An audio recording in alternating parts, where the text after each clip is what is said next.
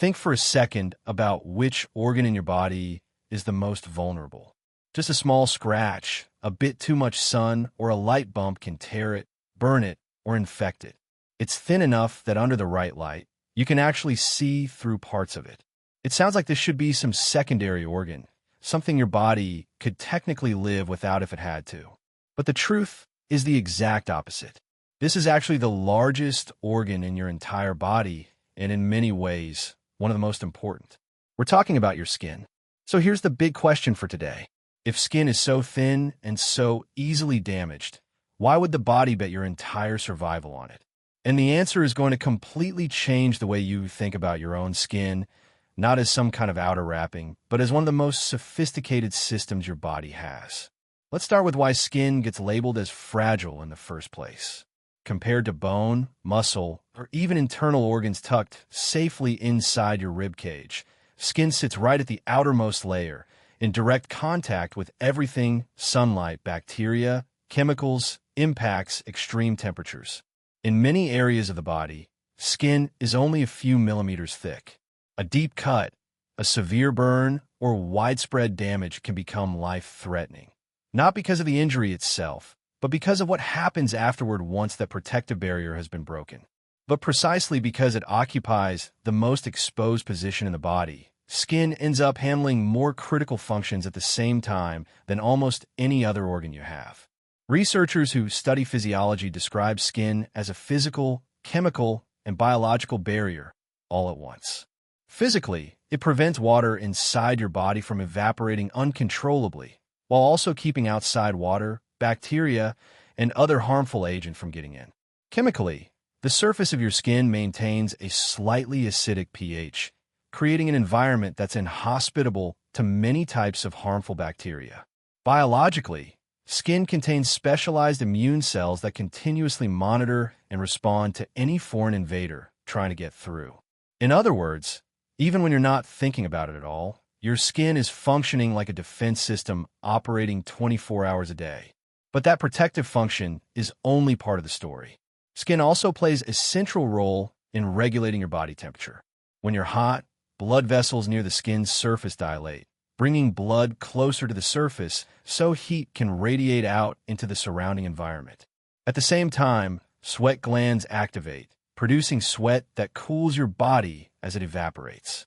When you're cold, those same blood vessels constrict, keeping heat concentrated closer to your core organs, and your skin can trigger goosebumps, a leftover response from our furrier ancestors, when trapping air near the skin actually helped preserve warmth. Without this regulatory system, your body would struggle to maintain the stable internal temperature that your organs depend on to function properly.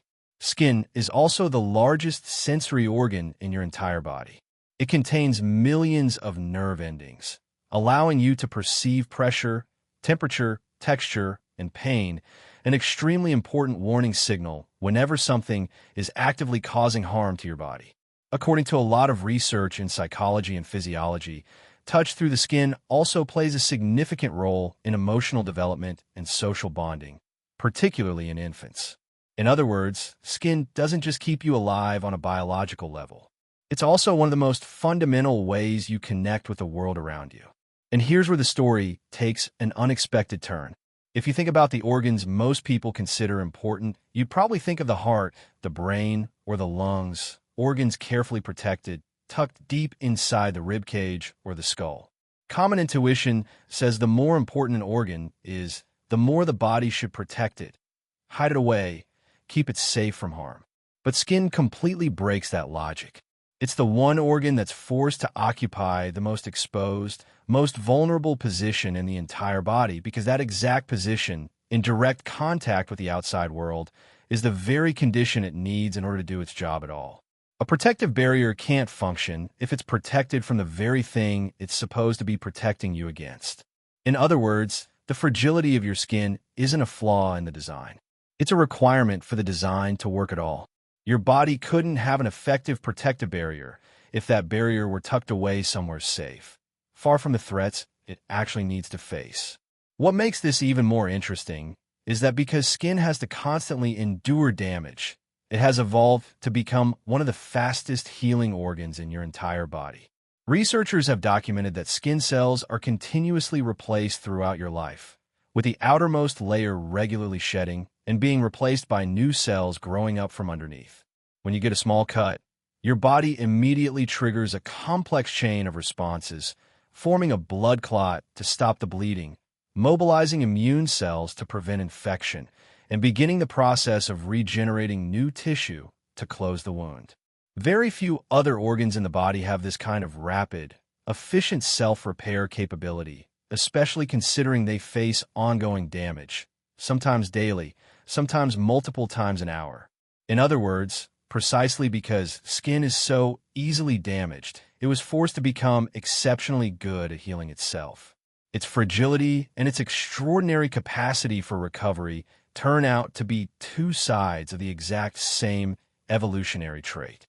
So what does this actually mean for your everyday life?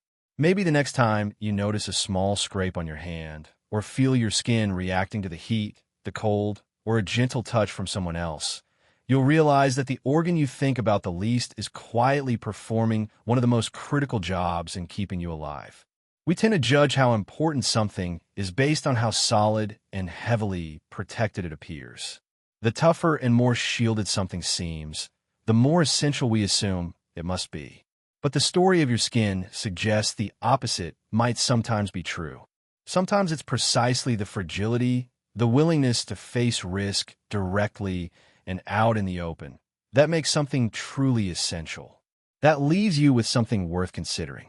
How many other things in your life, relationships, habits, even parts of who you are, might look fragile or vulnerable on the surface, while quietly carrying some of the most important weight in your life?